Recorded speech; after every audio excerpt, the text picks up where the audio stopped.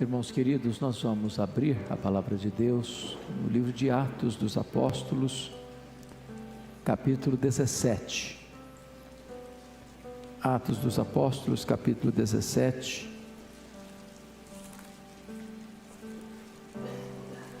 E faremos a leitura a partir do verso 16.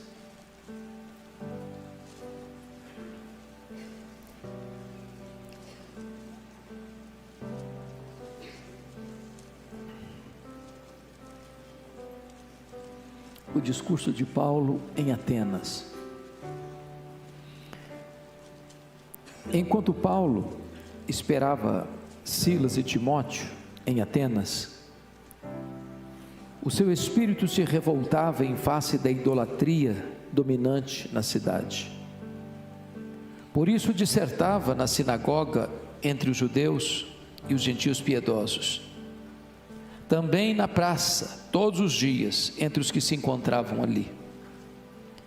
E alguns dos filósofos epicureus e estoicos contendiam com ele, havendo quem perguntasse: que quer dizer esse tagarela? E outros: parece pregador de estranhos deuses, pois pregava a Jesus e a ressurreição. Então, tomando consigo, o levaram ao Areópago, dizendo: poderemos saber que nova doutrina é essa que ensinas? Posto que nos trazes aos ouvidos coisas estranhas, queremos saber o que vinha a ser isso. Pois todos os de Atenas e os estrangeiros residentes de outra coisa não cuidavam, senão dizer ou ouvir as últimas novidades. Então Paulo, levantando-se no meio do Areópago, disse: senhores atenienses, em tudo vos vejo acentuadamente religiosos, porque passando e observando os objetos de vosso culto, encontrei também um altar no qual está inscrito: ao Deus desconhecido. Pois esse que adorais sem conhecer é precisamente aquele que eu vos anuncio, o Deus que fez o mundo e tudo o que nele existe.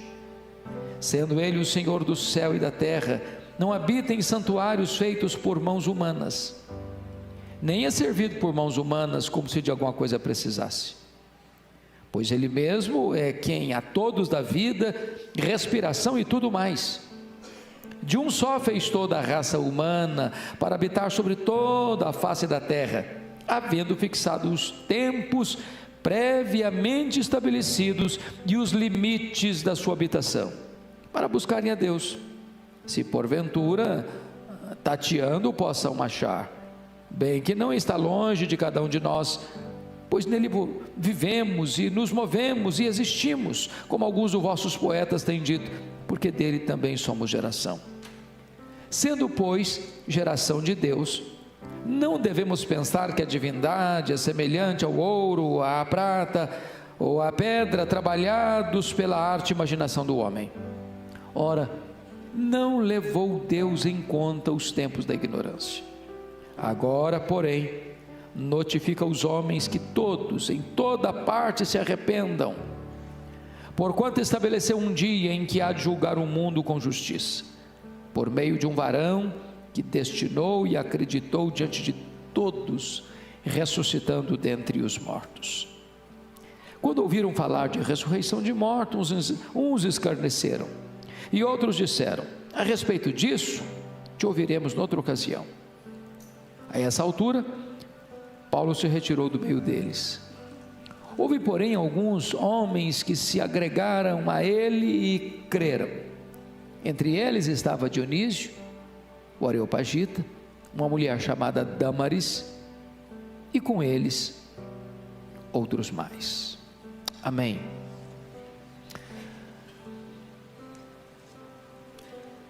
O apóstolo Paulo,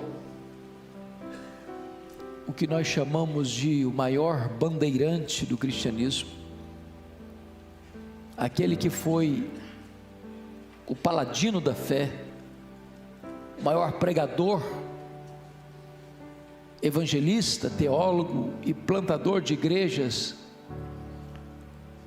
da história do cristianismo, depois de ser preso em Filipos, escorraçado de Tessalônica, enxotado de Bereia, chega sozinho, deixando para trás Timóteo e Silas na cidade de Atenas, a capital intelectual do mundo, a cidade aspergida pela mais refinada cultura humana, o berço da filosofia e das artes, a terra dos grandes luminares do saber humano, dos grandes eruditos que encheram bibliotecas com a sua erudição, a terra de Péricles, de Sócrates, de Platão, de Aristóteles, dos grandes pensadores humanos.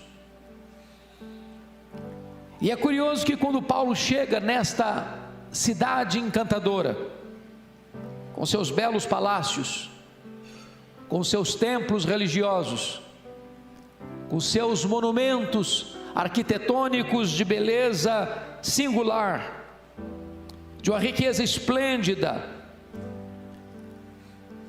diz o texto que o seu espírito se revolta. Ele não se encanta com os monumentos, ele não visita a cidade como um turista desatento. A sua alma como que é oprimida pelo espírito da falsidade religiosa que campeava naquele reduto tão intelectualizado. E diz a Bíblia que em virtude disso, ele vai para a sinagoga onde os judeus e os piedosos, oriundos do campo gentílico, convertidos ao judaísmo, se reuniam, e ali ele conversa com eles, ali ele disserta acerca da palavra de Deus com eles. Isso é fazer os sábados, porque no sábado é que eles se reuniam nas sinagogas. Porém, Paulo não era um pregador entre quatro paredes. Paulo era um homem que estava onde as pessoas estavam. Por isso diz o texto que todos os dias, sem exceção, ele ia para a ágora, ele ia para a praça. E a praça dos gregos, chamado ágora, não era uma praça como a nossa hoje, com jardins, com bancos. Não, a praça era o cenário político mais importante dos gregos. A praça era o local onde os pensadores, os oradores, os grandes estudiosos e luminares do saber se reuniam para discutir sua cosmovisão com as pessoas. E Paulo vai para lá. E Paulo se insere neste meio acadêmico. E não tarda para que alguns filósofos estoicos e epicureus comecem a discutir com ele, a contender com ele. E esses homens, cheios de empáfia e de orgulho, pela sua cultura refinada, pelo seu muito saber, olham para Paulo com preconceito e o chamam de tagarela. Essa palavra tagarela é uma palavra muito pesada. A palavra grega spermologos é a ideia de um passarinho que está no esgoto, catando sementes. Ou, esta palavra significa aquele que não tem ideias próprias, aquele que fica jogando palavras que não são suas, porque não tem ainda a independência para formar a sua própria opinião sobre determinado assunto. E diz a Escritura que diante desse fato, Paulo chama de tal forma a atenção de Atenas, que era uma grande metrópole na época, que os atenienses e os estrangeiros residentes em Atenas, de outra coisa não cuidavam, senão falar das últimas novidades, do que Paulo estava pregando, porque ele pregava a Jesus e a ressurreição. Então, mesmo numa cultura politeísta, com tantos deuses, para eles Paulo estava pregando outras duas divindades que eles não conheciam, Jesus e a ressurreição, como se fosse uma divindade masculina e uma divindade feminina. E então levam Paulo ao tribunal dos judeus, ao tribunal dos gregos, o Areópago. Era mais do que um espaço físico, era mais do que uma geografia da cidade, era o local onde as grandes questões eram tratadas pelas autoridades constituídas daquela cidade. Paulo é levado ali para ser interrogado, para ser interpelado, e quando ele chega naquele seleto ambiente, Paulo é extremamente estratégico, porque seu espírito estava revoltado por causa da idolatria, mas ele abre um dos mais sublimes discursos registrados na Bíblia, de uma maneira extremamente sensível, estratégica e sábia. Ele dirige-se assim: senhores atenienses, em tudo eu vos vejo acentuadamente religiosos. Imaginem vocês se Paulo tivesse se dirigido assim: senhores atenienses, tão sábios que são, mas mergulhados num caudal de idolatria. Talvez ele poderia ter fechado a porta da comunicação. E ele dizendo: passando por Atenas e observando os objetos do vosso culto. Paulo não é um turista, ele passa e não apenas vê, ele passa e observa.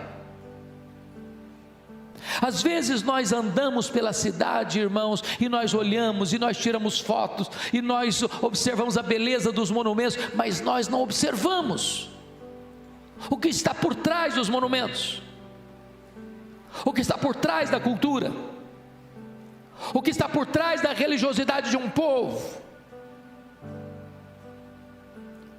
Ele disse: eu vi um altar dedicado ao Deus desconhecido. Por que isso? Porque dentro da cultura grega havia tantos deuses, que para cada pórtico, para cada templo, para cada monumento, havia uma divindade. E dentro da crendice politeísta deles, eles pensavam: as divindades que nós servimos sem conhecer são iracundas, são vingativas, e toda divindade precisa ter um altar.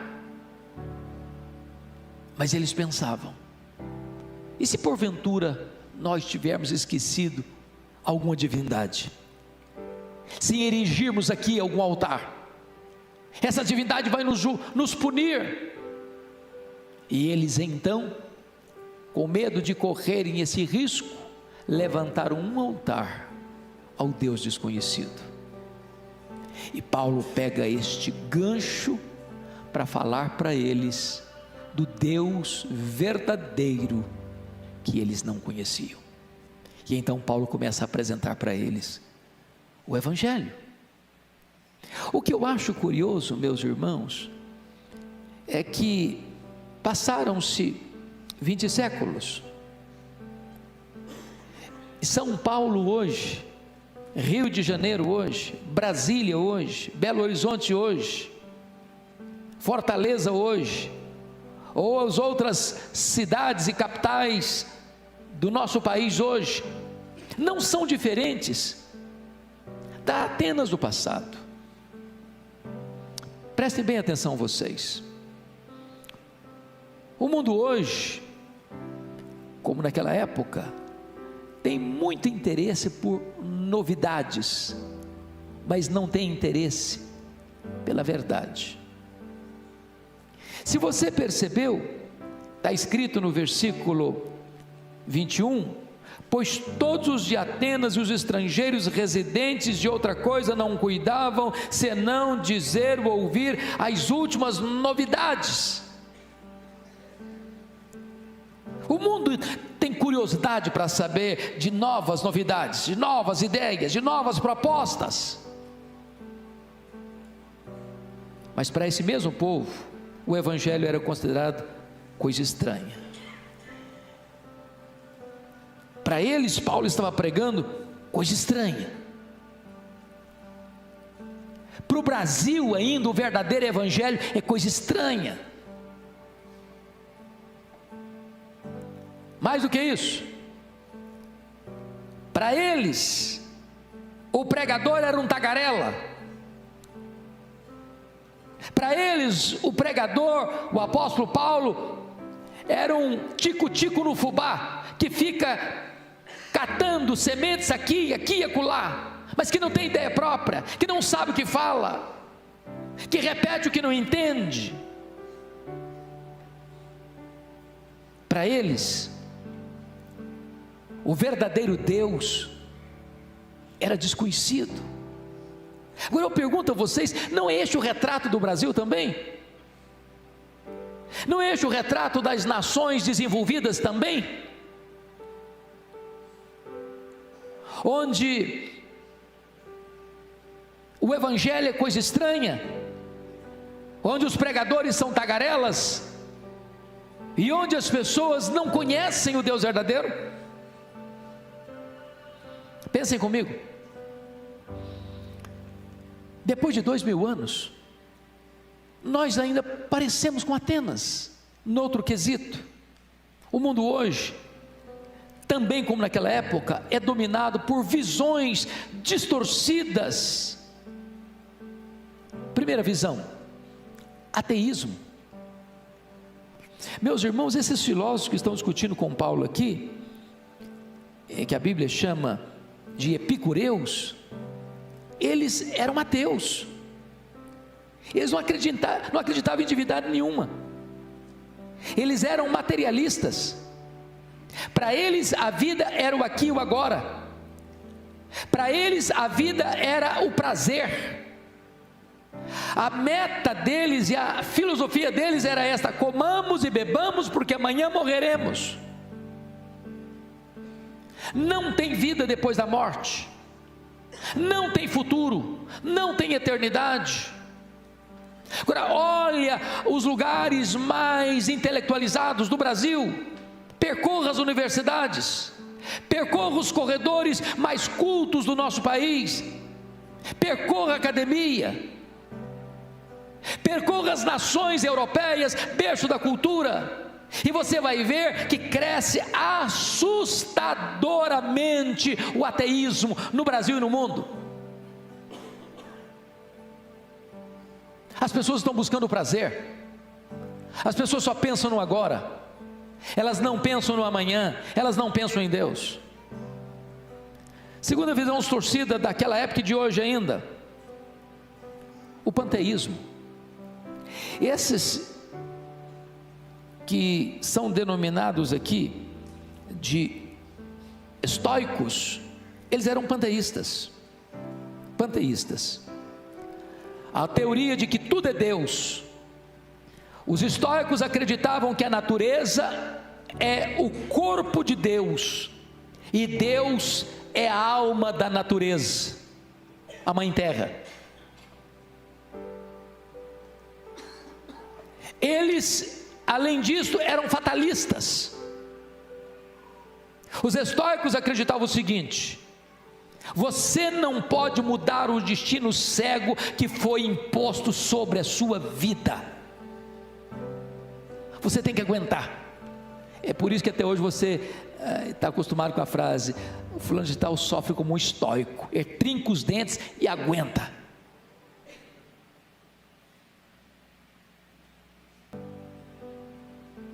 A filosofia dos estoicos era a filosofia de Gabriela, cravo e canela. Eu nasci assim, eu cresci assim, eu vou morrer assim, não dá para mudar. Eles pensavam isso. Mas hoje os intelectuais do nosso tempo pensam do mesmo jeito.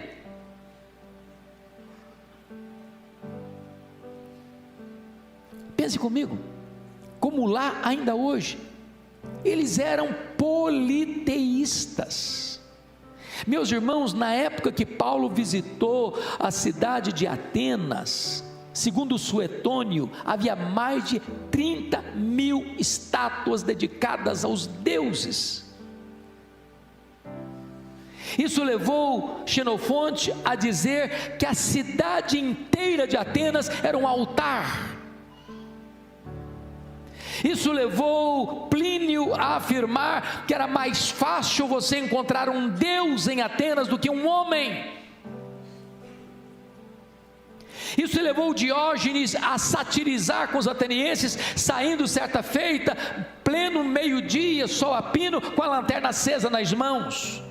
E quando alguém lhe pergunta: o que você procura, Diógenes? Ele respondeu: eu procuro um homem, porque nessa cidade só tem deuses.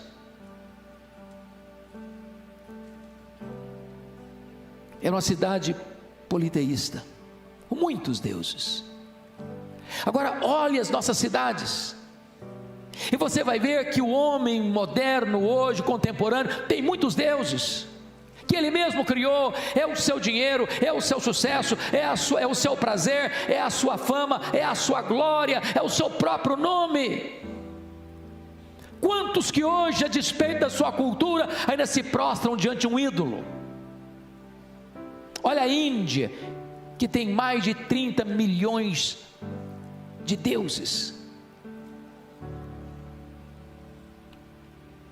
Pois bem, queridos, é nessa conjuntura que Paulo pregou, e é nessa conjuntura que você e eu vivemos, é que Paulo então vai falar sobre o Deus que eles adoravam sem conhecer, o Deus desconhecido. Mas quem é esse Deus desconhecido dos atenienses? Então, notem comigo que Paulo começa o seu discurso a partir do verso 23, dizendo o seguinte: pois esse que adorais sem conhecer é precisamente aquele que eu vos anuncio. Vocês conhecem muitos deuses. Eu vejo vocês como um povo acentuadamente religioso. O que faltava em Atenas não era religião, tinha demais. O que faltava em Atenas era o conhecimento do verdadeiro Deus. Talvez o que falte no Brasil é o conhecimento do verdadeiro Deus. E quem é esse Deus? E Paulo responde: em primeiro lugar, Ele é o Deus Criador. Confira comigo, por gentileza, o que ele vai expressar para nós aí no versículo de número 24. O Deus que fez o mundo e tudo o que nele existe. Amados irmãos, eu acho maravilhoso isso, porque já naquela época de Paulo, já havia pessoas que pensavam na questão de outras explicações para a origem do universo, que não a criação. Vocês bem sabem que os gregos não acreditavam na doutrina da criação. Vocês bem sabem que os gregos pensavam que a matéria era eterna. Vocês bem sabem que os gregos pensavam que a matéria sendo eterna, a matéria também era má, e o espírito era bom. Então eles não acreditavam na criação, porque eles entendiam que Deus devia ser bom, e se Deus é bom e a matéria é má, Deus bom não pode criar matéria má. Então eles diziam que o mundo surgiu de diversas emanações divinas, mas que a emanação que originou o universo não era Deus. E Paulo não tem nenhum problema de consciência, Paulo não tem nenhum problema intelectual para afirmar na terra da intelectualidade, que não acreditava na doutrina da criação, que Deus criou o mundo e tudo que nele existe. A matéria não é eterna, a matéria foi criada, e criada por Deus. Este mundo é feito de matéria e energia, e matéria e energia não criam a si mesmas. Este mundo é governado por leis, e leis não criam a si mesmas. Paulo está dizendo em Atenas que este mundo não surge espontaneamente, este mundo foi criado. Paulo está dizendo em Atenas que este mundo não é resultado de uma evolução de milhões e milhões de anos, esse mundo foi criado. Paulo está dizendo que este mundo não é fruto de uma explosão cósmica, este mundo foi criado, tudo foi criado por Deus. Esta é uma verdade estranha para o mundo hoje. Quando você prega sobre isso, eles vão chamar você de tagarela. Mas seja Deus verdadeiro e mentiroso todo homem.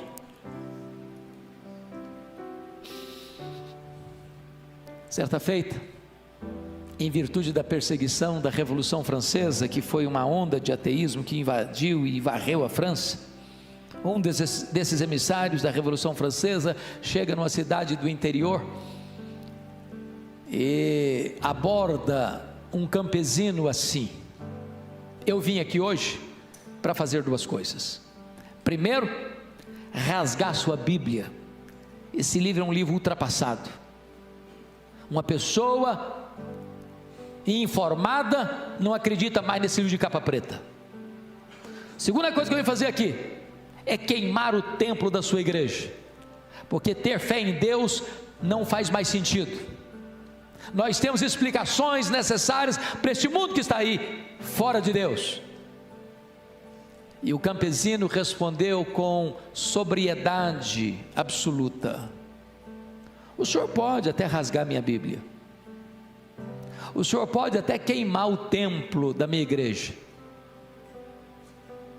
mas antes do senhor tentar banir Deus da minha mente, o senhor vai ter que apagar as estrelas do firmamento. Porque enquanto elas brilharem, eu saberei que Deus existe. Os céus proclamam a glória de Deus e o firmamento anuncia as obras de suas mãos. Irmãos, esta é uma verdade que precisa ser anunciada em alto e bom som nos nossos dias. Deus é o Criador de todas as coisas que existem. Você e eu não viemos do macaco, você e eu viemos das mãos do Deus Todo-Poderoso. Nós somos a imagem e semelhança do Deus Todo-Poderoso, o Criador dos céus e da terra. Segundo lugar, Paulo vai mostrar para nós que o Deus que os atenienses não conheciam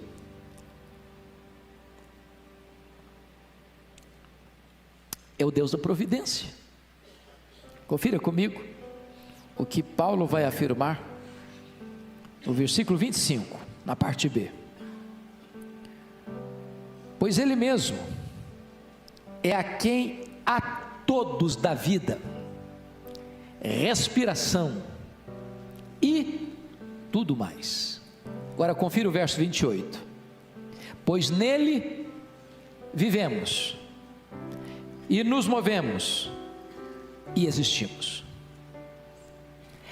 Esse Deus não só criou tudo, mas mantém tudo com vida. Ele não só é o Criador, Ele é o preservador. Ele não é só o Deus da criação, Ele é também o Deus da providência. Se você veio aqui hoje, isso é uma prova de que Deus existe. Se você está aqui nesta noite, isso é uma evidência absoluta de que Ele existe, porque é Ele quem mantém a sua respiração, é Ele quem mantém o seu cérebro funcionando, é Ele quem mantém o seu coração batendo, é Ele quem mantém você com oxigênio em seus pulmões, é Ele quem lhe dá a vida. E sabe, amados, às vezes pelo corre-corre da vida, pela falta de reflexão devida no nosso coração, a gente pode passar pela vida achando essas coisas tão naturais, a ponto de você levantar-se de manhã e abrir a janela do seu quarto e a luz entrar, e você nem reconhecer que se você está vivo é porque Deus lhe preserva a vida. Se você tem pão sobre a sua mesa, não é porque você tem dinheiro, porque de nada adiantaria você ter dinheiro se os campos não produzissem alimento. É Deus quem sustenta.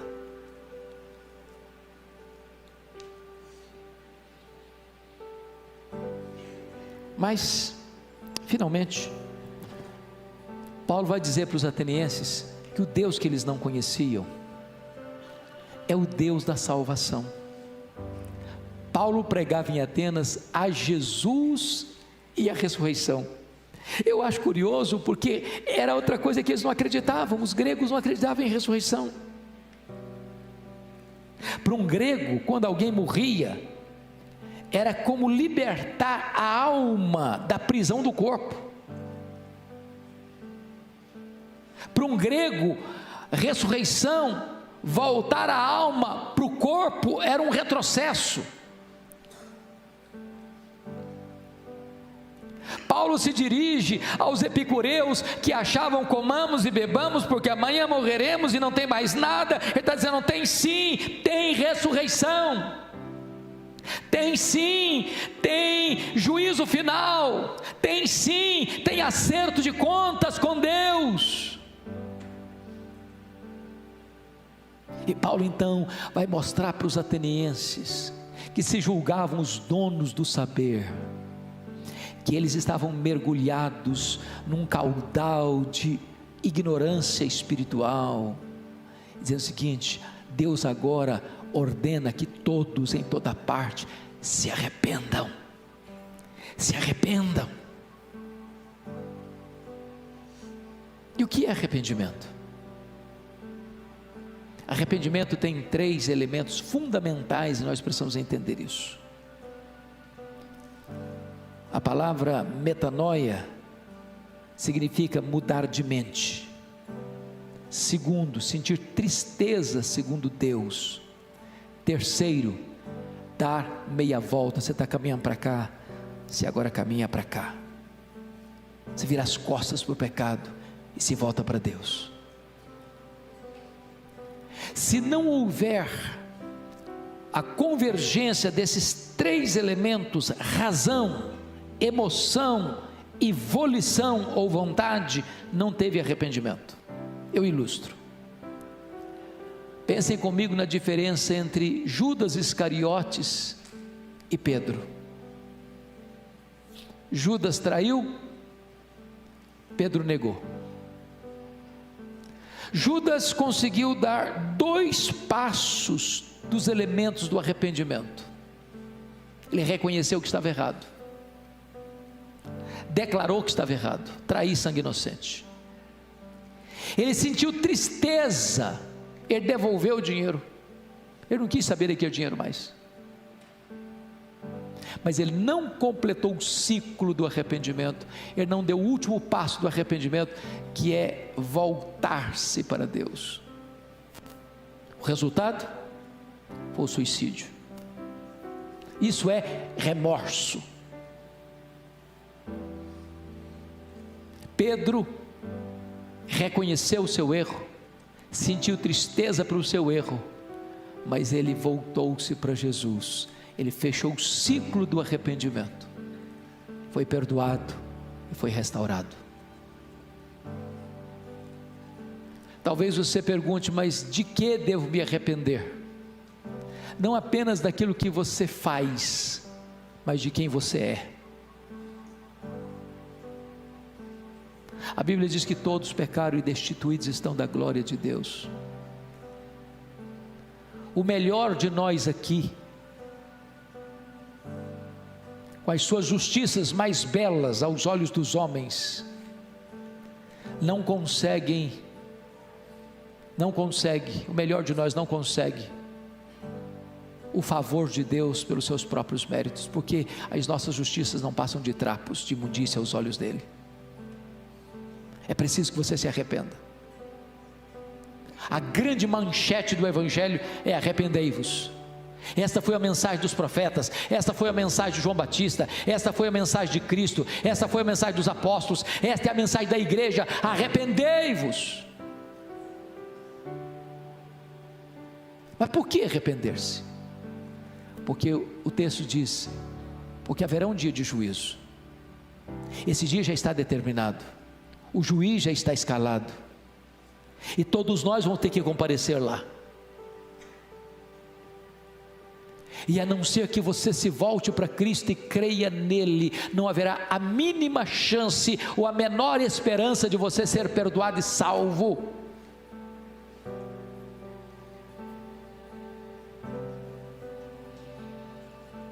Depois que Paulo termina esse sermão em Atenas, eu acho curiosíssimo,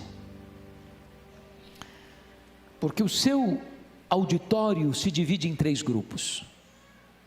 O primeiro grupo está no versículo 32, uns escarneceram dele. Irmãos, prestemos bem atenção nisso. Às vezes nós imaginamos, você que é um irmão em Cristo, você que é um pregador leigo, você que é um professor de escola bíblica dominical, você que é chamado aqui e acolá para dar uma palestra, para dar um estudo bíblico, ou para lecionar numa sala bíblica, escola bíblica dominical, ou você que prega para o seu amigo, para o seu vizinho, para o seu parente. Às vezes você pensa que quando alguém rejeita a mensagem que você prega, você fracassou. Você não fracassou. Não há fracasso na pregação do Evangelho. O Evangelho, a palavra de Deus, é uma espada de 2 gumes, ela corta de um lado, ela corta do outro, ela salva e ela condena. Quando as pessoas rejeitam a palavra, elas estão trazendo sobre si mesmas a condenação que esta palavra insere. E quantos hoje escarnecem? E quantos hoje zombam? A primeira reação dos atenienses intelectuais foi zombar de Paulo, escarnecer de Paulo. A segunda reação está no versículo 32 ainda, está escrito aí: a respeito disso te ouviremos noutra ocasião. A segunda reação não foi mais agora escarnecimento, não, agora é protelar, adiar a mais importante decisão da vida. Não é este um grande risco hoje? Quando uma pessoa diz, a respeito disso ouviremos noutra ocasião, sabe o que a pessoa está dizendo? O meu futuro está nas minhas mãos, eu que controlo isso. Essa pessoa é insensata, porque ela não administra o seu amanhã. Nenhum de nós pode ter garantia de que estará vivo amanhã, por mais saudável, por melhor que seja a sua posição social. Isso é presunção. É por isso que Tiago diz: você nunca deve dizer o seguinte: amanhã nós iremos, amanhã nós viajaremos, amanhã nós negociaremos, amanhã nós teremos lucro. Se Deus quiser você viaja, se Deus quiser você vai, se Deus quiser você negocia, se Deus quiser você ganha dinheiro, se Deus quiser você realiza seus projetos. Mas se Deus quiser, se Ele não quiser, Ele fecha a torneira do oxigênio e você cai morto. Sua vida está nas mãos de Deus. Mas louvado seja o Senhor. Confira comigo o versículo 34. Houve uma última reação. Está escrito no verso 34: houve porém alguns homens que se agregaram a ele e creram. Louvado seja Deus. O que me encanta no Evangelho, irmãos, é que a palavra de Deus não volta para ele vazia, sem operar os desígnios de Deus. Então não se acanhe de pregar o Evangelho. Deus tem os seus, e a Bíblia diz que as ovelhas de Cristo ouvem a sua voz e o seguem.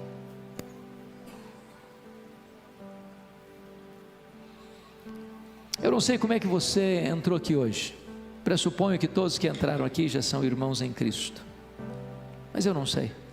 Só Deus sabe. Só Deus sonda os corações. Se você entrou aqui hoje apenas como um religioso,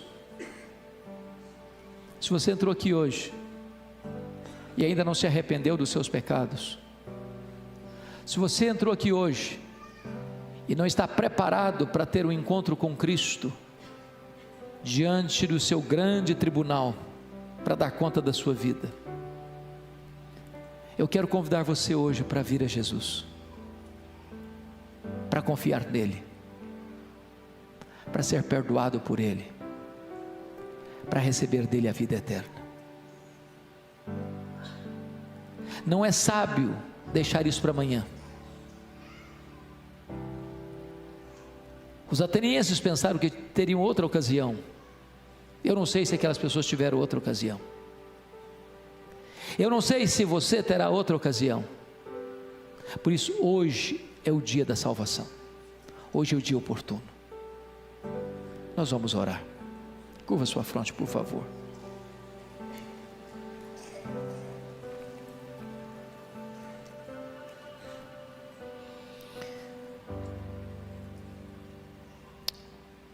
Ah, Senhor, nós te rendemos graças, porque a tua palavra é viva e poderosa.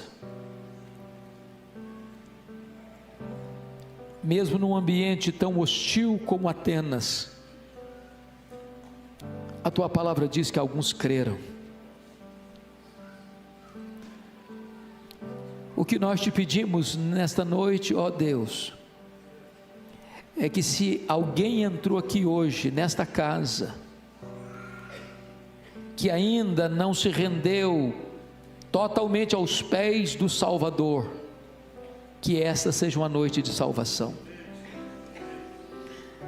que agora mesmo tu removas as escamas dos olhos, que agora mesmo tu tires o tampão dos ouvidos, que agora mesmo tu tires o coração de pedra, dando um coração de carne, que agora mesmo tu concedas o arrependimento para a vida e concedas a fé salvadora, que agora mesmo o milagre da regeneração aconteça e a conversão venha à tona, para a glória do teu nome. Mas oramos ainda, para que a tua igreja aqui presente não se acovarde, não se omita, não caminhe pela cidade de São Paulo, outras cidades aqui representadas, como turistas desatentos, só olhando o trânsito ou os monumentos. Que os dramas da cidade aflijam também o nosso espírito, que as dores da cidade também pulsem e latejem no nosso peito, e que a percepção que tivermos, ó Deus, nos arranque do comodismo, para entrarmos nas sinagogas, para irmos para as ruas e para as praças, para irmos para os salões, onde as coisas são decididas nesse país, para ali anunciarmos o Deus que eles não conhecem, na força e na autoridade do teu poder. Ah, meu Deus, em nome de Jesus, tem misericórdia do Brasil, tem misericórdia desta nação, que se prostra diante de tantos deuses falsos. Que esta nação te conheça como o único Deus vivo e verdadeiro, que essa nação se arrependa da sua idolatria e dos seus pecados e mazelas, e se volte para Jesus Cristo, a única esperança, e que tu levantes a tua igreja neste país, para ser uma agência do teu reino, na proclamação do glorioso evangelho da graça. Que seja assim, Senhor, em nome de Jesus.